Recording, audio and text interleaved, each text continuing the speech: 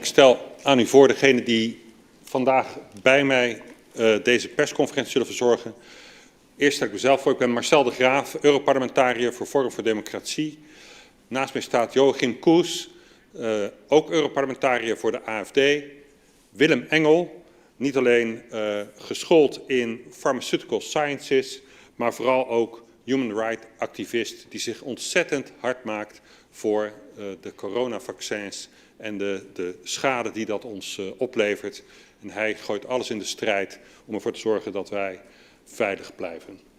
Aan de andere kant heb ik Wiebeke Manneke en Max Schmeling. Zij zijn beide auteurs van een artikel wat gaat over de verschillen tussen de verschillende effecten van de batches van coronavaccins. Batch dependency noemen we dat. Max is statisticus, Wiebeke is medisch dokter die zich gespecialiseerd heeft onder andere in al deze coronavaccins. Ik ga van start, dames en heren. Afgelopen maand schreef ik met Joachim Koes en nog 6 collega's van het Europese Parlement een brief aan de EMA. Het Europees agentschap dat verantwoordelijk is voor de toelating van geneesmiddelen op de Europese markt. En daarin vroegen wij opheldering over de vele problemen rond de COVID-vaccins.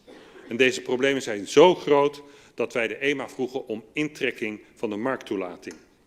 Deze maand ontvingen wij van de EMA een antwoord op onze brief. En dit antwoord bevat schokkende feiten. Allereerst stelt de EMA expliciet dat zij de coronavaccins alleen en uitsluitend op de markt heeft toegelaten voor individuele immunisatie. En absoluut niet voor beheersing van besmetting en absoluut niet voor het voorkomen of verminderen van besmettingen. En dit is vernietigend voor regeringen die vol op het campagneorgel zijn gegaan met de boodschap: je doet het voor een ander. Niets daarvan klopt. Niet alleen had de EMA de vaccins helemaal niet toegelaten om besmettingen tegen te gaan, de EMA gaat nog verder en verklaart in haar antwoord, en ik citeer: EMA's beoordelingsrapporten over de toelating van vaccins benadrukken het gebrek aan gegevens over besmettelijkheid. Met andere woorden, de vaccins waren niet bedoeld voor het voorkomen van besmettingen en er zijn al helemaal geen gegevens die onderbouwen dat de vaccins helpen tegen besmettingen. Sterker nog, de EMA verklaart: herhaalde blootstelling aan het virus verhoogt de kans op infecties, zelfs in gevaccineerden. De massale overheidscampagnes om jezelf te laten vaccineren, om je ouders, je buren, de zwakkeren in de maatschappij te beschermen, waren niet alleen ongeautoriseerd, maar ook volkomen onzin en niet gebaseerd op feiten. Maar helaas wordt het nog erger. De EMA zegt: de vaccinaties zijn uitsluitend voor de bescherming van het gevaccineerde individu. En voordat het individu, de patiënt, gevaccineerd wordt, moet, en ik citeer opnieuw de EMA, alle veiligheidsinformatie zorgvuldig worden overwogen alvorens een vaccinatie toe te dienen of aan te bevelen. Je mocht dus alleen in aanmerking komen voor een vaccinatie nadat een arts had vastgesteld dat dit in jouw geval verstandig was. En omdat vrijwel niemand onder de 60 jaar de kans liep op serieuze complicaties door het coronavirus, zou er op een enkele uitzondering na niemand, maar dan ook niemand onder de 60 gevaccineerd behoren te zijn. Dus de sporthallen vol met vaccinprikkers waren compleet in strijd met het gebruik waarvoor de vaccins waren toegestaan door de EMA. En het wordt nog erger. Om de veiligheid van de vaccins te beoordelen was het voor de EMA essentieel dat bijwerkingen goed zouden worden geregistreerd. En de EMA zegt hierover: wij verwachten vele rapportages van bijwerkingen die optreden tijdens of kort na de vaccinatie. En dat betekent dat juist in de eerste periode vanaf vaccinatie de klachten moeten worden gemeld. De regering steunde een beleid waarin deze klachten de eerste 14 dagen na vaccinatie juist niet werden gemeld, omdat het vaccin 10 tot 14 dagen nodig zou hebben om effectief te worden. Alle klachten in die periode werden juist aan het coronavirus toegeschreven. En dat is niet alleen frauduleus, het is moedwillig in gevaar brengen van mensenlevens. En ik herinner u er nog maar eens aan dat we nog steeds kampen met een gigantisch, zogenaamd onverklaarde oversterfte. Kort samengevat, deze informatie van de EMA is vernietigend voor het gevoerde vaccinatiebeleid van Rutte en de Jonge.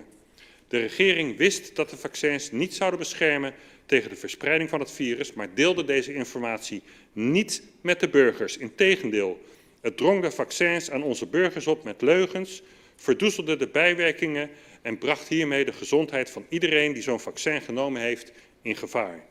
De vaccinatiecampagnes dienen zo snel mogelijk stopgezet te worden en het is gewoonweg niet veilig en ze voldoen niet aan de eisen die de EMA stelt. En de regering en alle politieke partijen die dit steunden behoren op hun leugens en bedrog afgerekend te worden. Dank u wel. En nu geef ik het woord aan Joachim Koes. Vielen Dank, Marcel. Thank you very much, Marcel. I beg your pardon for my bad pronunciation, my bad English, but if I would have known that I could speak in German, then I would have done it. But now I have an English script. Please pardon me. There are so many red flags in this COVID affair that it almost hurts your eyes. There's a big thing at stake. The health of our citizens. Many of them have decided to be repeatedly vaccinated against COVID based on the information they received from their government and doctors. They assumed that they had made a well-informed choice and have an informed consent. But informed consent is only possible when the information spread by the member states and its authorities regarding these vaccines is correct. When misinformation is spread by the governments of our member states, doctors can't give good advice, and people can't make a good choice whether they want to be vaccinated or not.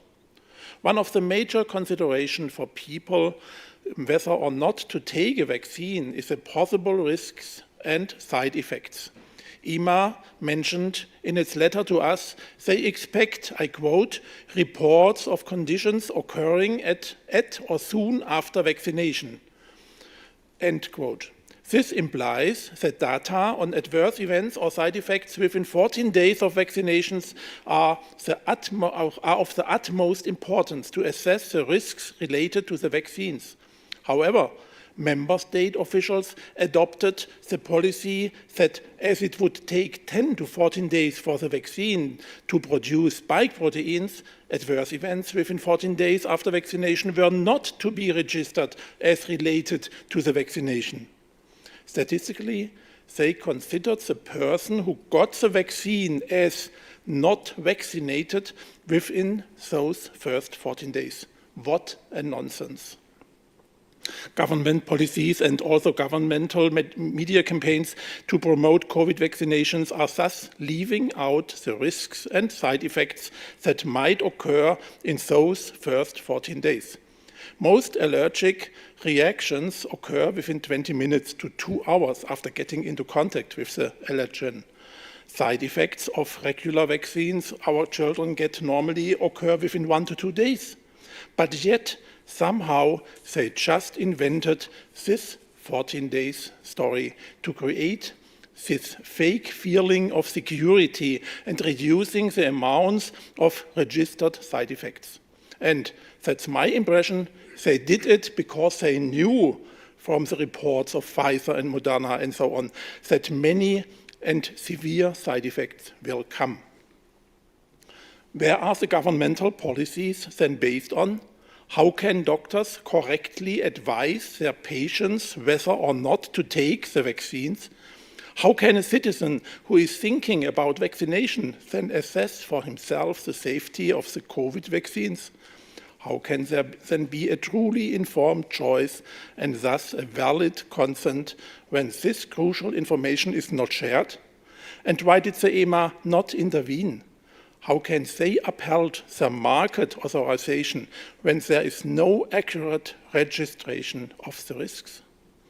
It was also recently disclosed that the Side Effects Registration Institute in the US called VAERS has one register that's public and another closed database that is only available for certain pharmaceutical companies and officials.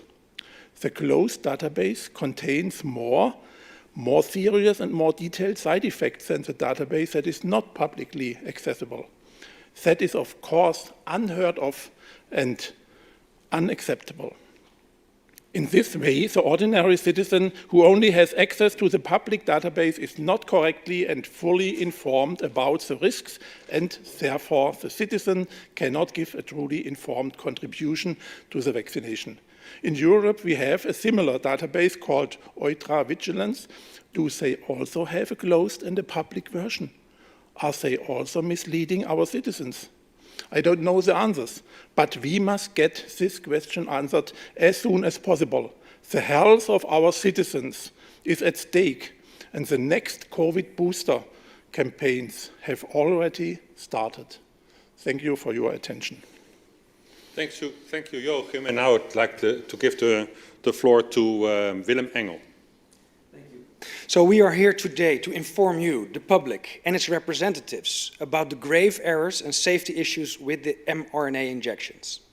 You have heard from the previous speakers what political mortal sins have been committed by the EMA and the European Commission, willfully misleading the public and using pseudoscience and public office to nudge, push, and even force people into participating into an uncontrolled and potentially deadly experiment. The EMA has admitted that the information given to the public is not adequate for informed consent. Moreover, the lack of proof for transmission control from the start made the campaign of vaccinating for the other a scam, an illegal marketing campaign. That the EMA tries to hide behind the fact that it's just advising the European Commission is weak and unbecoming of an agency that was founded to protect the European public against medical and pharmaceutical mistakes. Moreover, the argument that it would be a disservice to the frail and elderly who are at risk from corona infection is a false argument, as the whole population was forced in some way to participate in this real-world experiment. From the EMA and other national institutes, we keep hearing that the benefits outweigh the risks for each specific case or group. Yet we have seen no assessment or calculation. We have to assume this is a marketing line as it is not backed up by facts. The reality is that we are dealing with a public health crisis as we speak, not caused by a virus, but by these mRNA injections. Many thousands have been injured and cannot live a normal life because they were forced to participate in a potentially deadly experiment. Ignoring the Aarhus Treaty is a violation of international law that we have raised and with us national institutes like the Commission for Genetic Modification, the COGEM. In their report, they argue that the exemption under Directive 2020/1043 should be void, as it cannot be in the interest of the public to skip studies on environmental impact and human health due to genetically modified organisms, which were used to produce the mRNA injections. To be very clear, the mRNA is non-human and part of a GMO. Moreover, the recent publications on plasmid DNA contamination in these mRNA injection fluids proves beyond doubt that we are dealing with a GMO product. Regardless of the attempts to redefine the term GMO, following an EU court ruling from 2018, any innovation containing or derived from the use of genetic engineering techniques is to be considered the same as an GMO and subject to the same regulatory approval system. Now, integration of bacterial or viral genetic code into the human genome has been associated with a higher risk of cancer. Whether that will be the case, we don't know. But we should have known, more precisely, the EMA should have known before giving a positive advice. Another serious concern is the interaction with the microbiome each person carries. By integration of antibiotic-resistant genes, some bacterial or fungal strains could become a health risk. An attempt was made to classify these injections as vaccines, an attempt that continues to this day. In Regulation 2009/120, a line is misinterpreted. Gene therapy shall not include vaccines against infectious diseases. It should be read as mutually exclusive. Two essential components of a vaccine is long-lasting immunity, also called active immunity, as opposed to the passive immunity derived from antibody therapies, Secondly, a vaccine should contain an antigen. None of the mRNA injections contain an antigen. Using redefinition, omission and skewing, an appointed expert group has tried to circumvent the regulations guarding the safety on gene therapy by silently changing the classification and conditions for the marketing application of these mRNA injections. In the directives 2019/5 and 2021/756, the words corona and coding sequence were added to the conditions after the granting of the original marketing authorizations, making these authorizations themselves proof of fraud. The EMA, in her reply, is well aware of what happened, but tried to evade answering the questions about the legitimacy of the marketing applications by stating this is a political matter and should be taken up with the European Commission. Rest assured, we will. We will not stop until all mRNA injections are taken off the market. All victims are acknowledged and those responsible for the biggest scandal in medical history are held accountable. Thank you for your attention. Dank je Willem voor je prachtige bijdrage. En ik zou nu graag Vibeke Manneke het woord willen geven. You have got the floor. Yes. Thanks, and thank you for having us. And I do agree that it's a public health crisis we are in the midst of. I'm one of three scientists who are behind the study of batch dependency safety issues, and Max will talk about that in a minute. But what we actually have shown, just to put it shortly, is that there was and still is three patterns of the side effects, both the less serious side effects and the more serious side effects, and also the death. Max will show in a minute, which shows that from the beginning, the batches which were given were the so-called bad batches. Actually, along the way, it changed whether it was Pfizer who changed the product, whether it was the transportation, the administration, we don't know.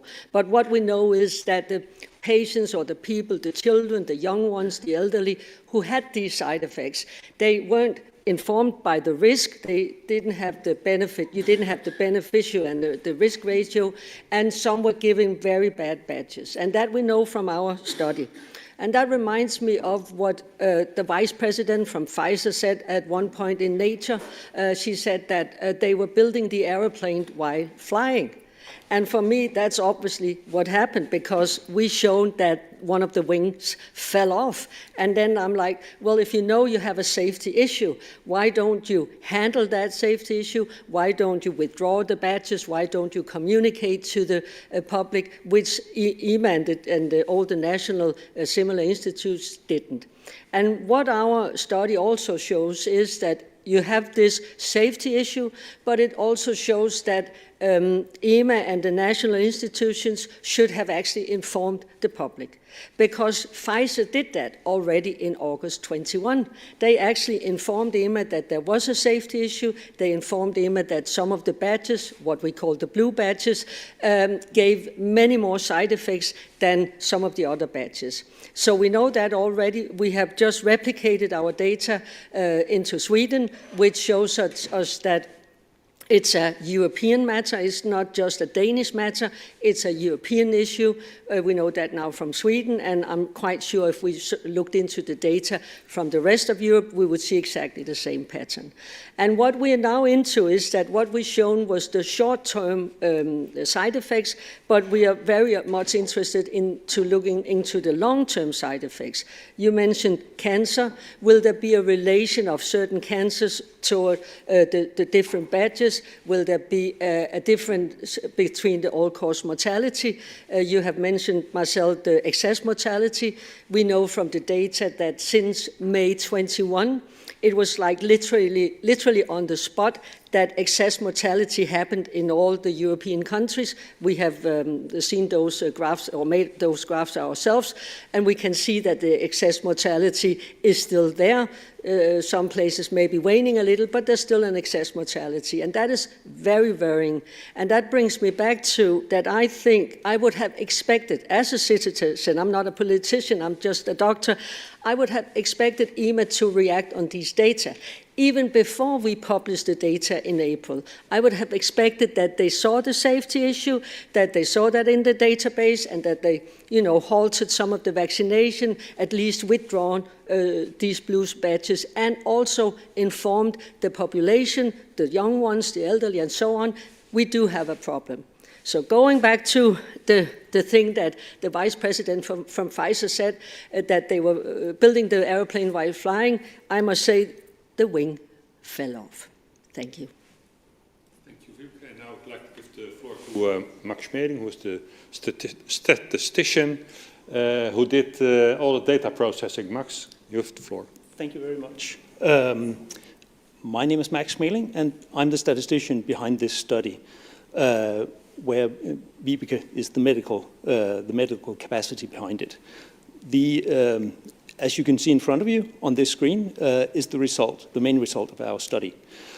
It shows from the official Danish data that we queried for the study, it shows each batch and how many adverse reactions were present in each batch. You can see that along the y-axis, the vertical axis, and along the horizontal axis, you can see how big were the batches. I should perhaps just mention a batch is a unit of vaccine that is produced, filled into vials, packaged up, and sent out to different countries. As you can see from the graph, some of these batches are very small, some of them are very big. And in this case, if we assume that we would see a normal vaccine, a really good vaccine, something that was very consistently produced, we would see a near perfect line, one near perfect line. If we, on the other hand, produced a really horrible vaccine, the worst one we could possibly conceive, we would see no line. We would see just scattered dots. In this case, we see three, not one, but we see three lines, and they are actually near perfect. The problem with this is that it's obviously, it's something that is completely outside the category of what we should expect to see in adverse data.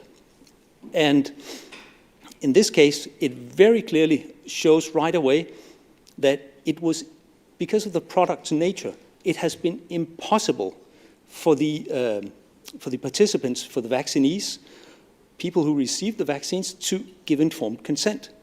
Because if you cannot know the risk, how can you make informed consent? How can you give informed consent?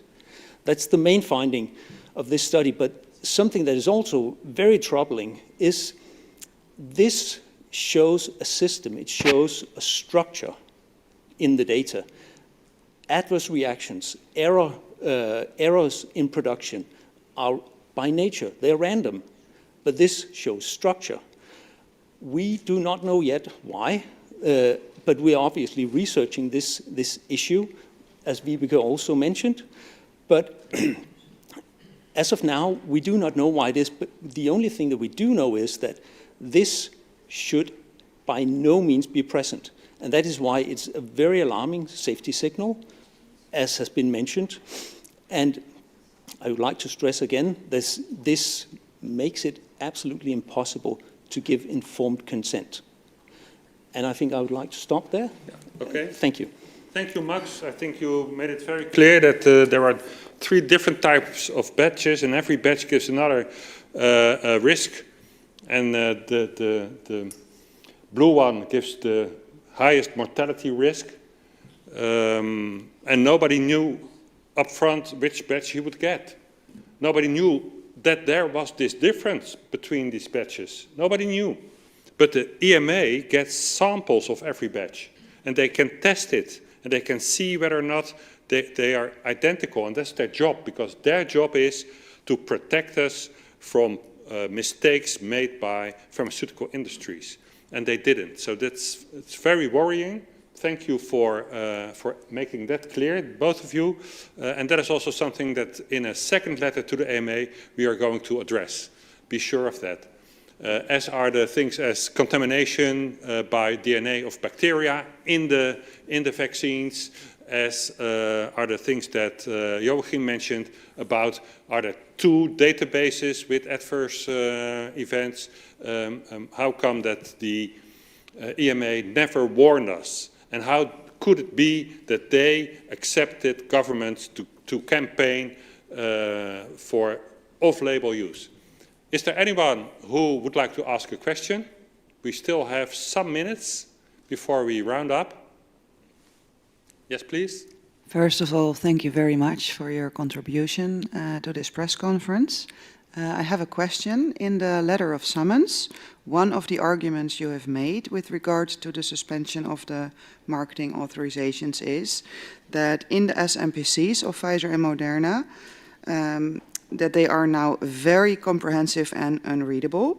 However, one thing is very clear. I saw on page 4 of the document of the SMPC that is by now 574 pages.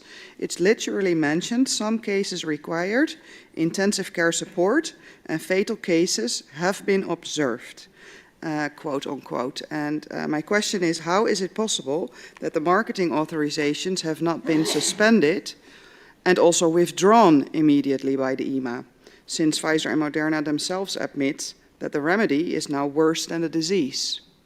Could you maybe elaborate on that a little bit? Well, I can tell you this, that's a question for the EMA. The EMA needs to assess all these statistics, the safety, and then take the decision. We demanded from the EMA to withdraw market approval immediately because of all these signals of people dying, of the myocarditis, pericarditis, people with this heart failure dropping dead on the football field in front of television. That is all related to these vaccines, and that is what it has been obscured by bad registration. So yes, it's a very valid point. It only stresses that even now the pharmaceutical industry is making this clear statements in their additional information of 574 pages. Sorry. I mean, that is not accessible information for a medical doctor or for a patient. They need to make a very concise, small, clear list of side effects and the probability. How often does it occur? Like 1 in 10,000, for instance. If 1 in 10,000 vaccinated will drop dead, sorry to put it that blunt, because of the vaccine, then it is much worse than getting a COVID infection. So, that stated, I think the ball lies now with the EMA to take measures. Thank you. Other questions? None? Okay. Well, maybe one more, Okay. because Last one. it seems that you have to have separate SMPCs per booster. Could you elaborate on that maybe a little bit more, Mr. Engel? Yeah, it's very strange that we see one document for all the variants they have produced. The reasoning of the EMA is that it's still the same marketing application. And it's a very concerning point. We see that the clinical trials were just ongoing for 3 weeks, yet the XBB 1.5 booster was granted a market authorization. So the EMA really does not follow its own guidelines, and they have created a sort of punched a hole in this hypervigilance safety registration. So now we have untested medical products on the market. Okay. Well, sorry, we have to end this. No more questions. Thank you all very much for attending this press conference. Thank you very much for listening or watching us via the social media channels. And we'll inform you about our follow-up. Thank you. Het gaat hier vandaag over saamhorigheid. Dagje zonder hemel. Rusten liegt niet. Wat normaal maken is wat niet is normaal. Every nation maar blauwe lucht. in every region now has a decision to make. En dan ook geen hel meer. You think I'm joking? Predator Dat drones. is best makkelijk. You will never see it coming. Wat dacht je alle mensen? Laat staan dat ik kan ingaan over vuur. Bezig met vandaag.